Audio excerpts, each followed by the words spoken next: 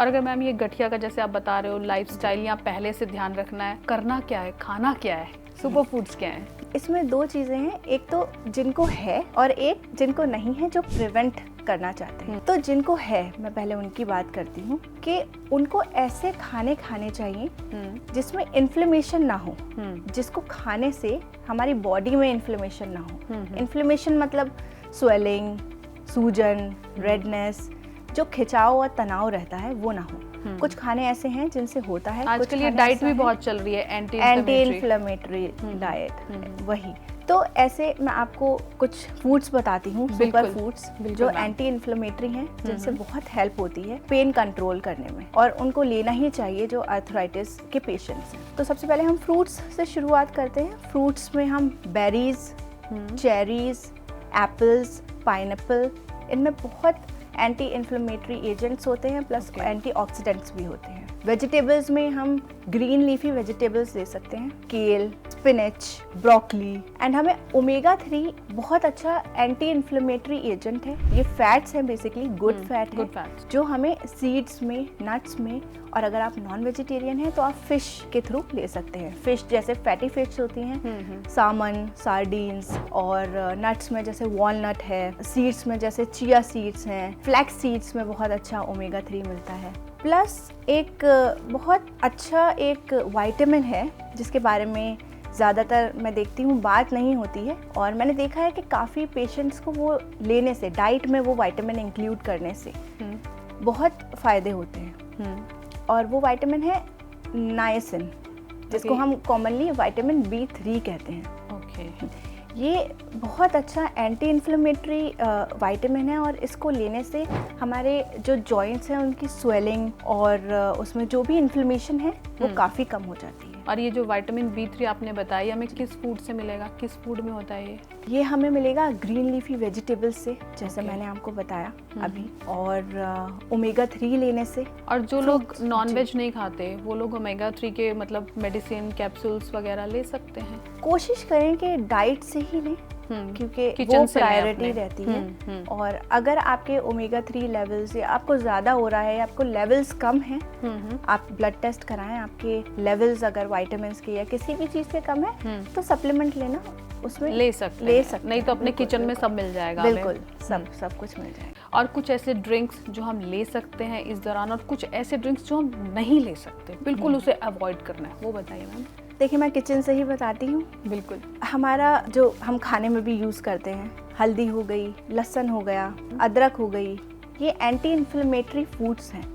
मैं आपको एक बहुत अच्छी ड्रिंक बताती हूँ जिसको पीने से आपके जो जॉइंट्स हैं उनकी इन्फ्लेमेशन ख़त्म होगी, दर्द में भी आराम होगा, एज एन ल्यूब्रिकेंट काम करेंगे आपके जॉइंट के बीच। तो करना क्या है, छोटी सी सिंपल सी बात है। आप सुबह में उठते हैं, पानी आपको 1 गिलास से थोड़ा ज़्यादा बॉईल करने रखना है, उसमें जिंजर ग्रेट करके डालनी है और हल्दी डालनी है, और उसको इतना पकाना है कि वो पानी थोड़ा कम हो जाए। फिर जब वो कम हो जाएगा उसको स्ट्रेन करके उसमें आप थोड़ा सा नमक कलौंजी डालेंगे। नमक कलौंजी इन्फ्लेमेशन के लिए बहुत ज़्यादा बेनिफिशियल है। नॉर्मल नमक वाइट जो हम घर पे यूज़ करते हैं? नहीं, मैंने आपको बताया नमक कलौंजी। अच्छा, नमक कलौंजी अलग है? जी, नमक कलौंजी अलग है, नमक अलग है। ये आपको मार्केट में अवेलेबल होता है, बहुत नकली भी मिलता है ये।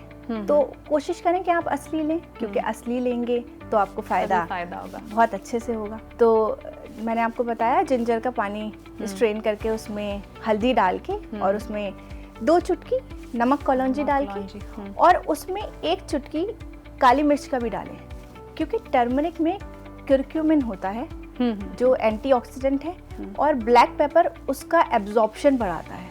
तो अगर आपको टर्मरिक के सारे बेनिफिट्स आपको अपनी बॉडी के अंदर चाहिए तो आप उसमें उसके साथ थोड़ा ब्लैक पेपर डालें। आप इसको ठंडा भी ले सकते हैं, गरम भी ले सकते हैं, और इसको आप दिन में 1 बार या 2 बार ले सकते हैं। कंसिस्टेंसी बहुत इम्पॉर्टेंट है, क्योंकि कोई केमिकल नहीं है, कुछ एक्स्ट्रा से एडिटिव्स या प्रिजर्वेटिव्स नहीं होते होम रेमेडीज़ में।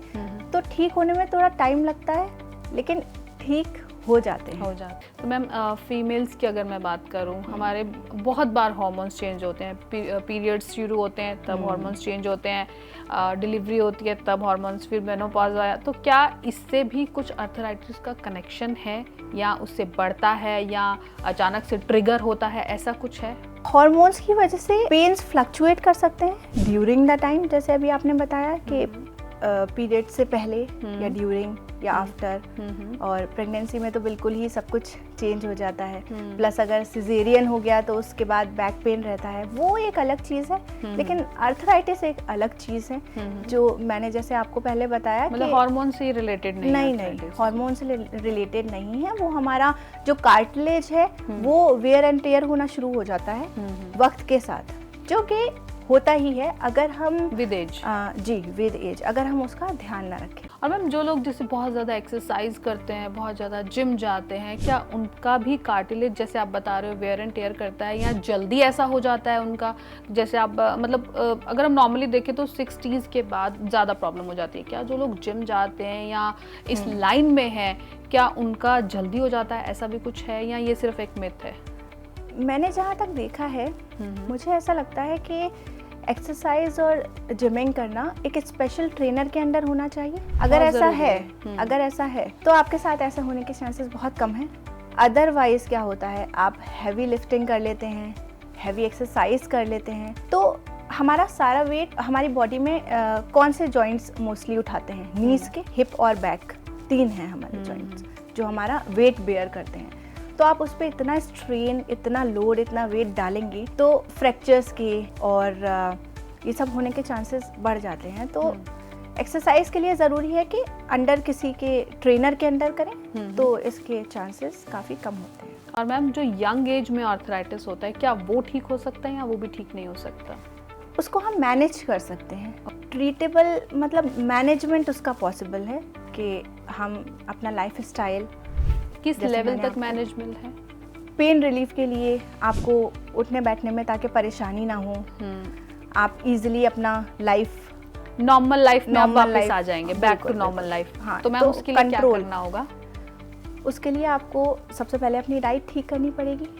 एंटी इन्फ्लेमेटरी फूड आपको इंक्लूड करने पड़ेंगे, जो आपने बताया हमें स्टार्टिंग में। जी, और आपको एक्सरसाइज करनी पड़ेगी स्ट्रेंथनिंग की।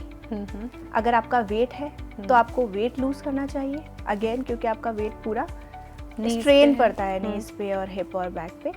वेट लूज करना चाहिए आपको। प्लस आपको एक्टिव होना चाहिए, ज़्यादा बैठ के काम करना, लेटे रहना, एक्टिव होना चाहिए। ओल्ड एज में ये थोड़ा मुश्किल है, मैं मानती हूँ, लेकिन घर वालों के सपोर्ट से ये पॉसिबल है। और पानी खूब पिए, क्योंकि हाइड्रेशन बहुत ज़रूरी है बोन्स के लिए भी और वैसे भी बोन्स की डेंसिटी के लिए, प्लस उसकी ल्यूब्रिकेशन के लिए। तो ऐसे करने से आपको काफ़ी आराम रहेगा और मैनेज कर पाएंगे। किसी ने कहा था कि भिंडी ज़्यादा खानी चाहिए, उससे भी लुब्रिकेंट जो है वो बढ़ता है, क्या ये मिथ है या सच है, ऐसा कुछ है? नहीं, कुछ ऐसी वेजिटेबल्स जिसमें तार सा होता है, जैसे भिंडी में बहुत ज़्यादा वो चीज़ पाई जाती है जो कि बहुत स्टिकी सी होती है, मुझे वर्ड एग्जैक्टली कहना नहीं आ रहा। तो ऐसा कुछ बोन्स के लिए और उसके ल्यूब्रिकेशन के लिए बहुत ज़रूरी है। मतलब वो बात सही है कि भिंडी खानी चाहिए, भिंडी अच्छी होती है। ऐसे फ्रूट्स और ऐसी वेजिटेबल्स जिसमें ल्यूब्रिकेशन हम देखते हैं, स्टिकीनेस जिसे मैं कहूँगी, अगर वो हो तो बिल्कुल आप लें। और उसका पानी भी आप ले सकते हैं, भिंडी का पानी। जी बिल्कुल। वो मैम कैसे प्रिपेयर करें पानी? जी मैं बताती हूँ। रात को 1 गिलास पानी में या 1.5 गिलास पानी में 4-5 भिंडी कट करके, आधी कट करके उसको भिगो दें, रात भर उसको भीगे रहने दें और सुबह उसका पानी छान के पी लें। वो पूरा स्टिकी